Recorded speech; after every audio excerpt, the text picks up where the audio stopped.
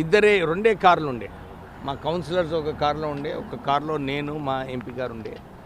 వాళ్ళు మమ్మల్ని అడ్డుకున్నారు. మేము ఓటింగ్కి వెళ్తున్నాము, మా కార్యకర్తలు లేరు, ఎవరు లేరు, అక్కడ ఏం గొడవనే లేదు.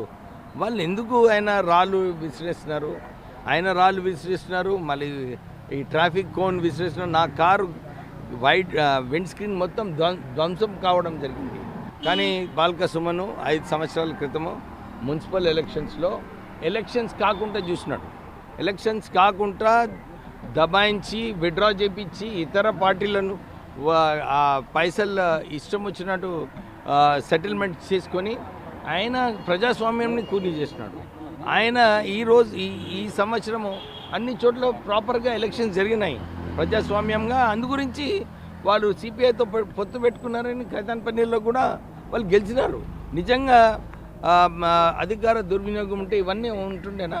సో వారు ఆలోచించుకోవాలి, ఎందుకు అట్లా చేసినారు, ఏం పరిస్థితుల్లో ఆయన చేసినాడో ఆయన ఆత్మ విమర్శనం చేసుకుంటే బాగుంటుంది. Thank you.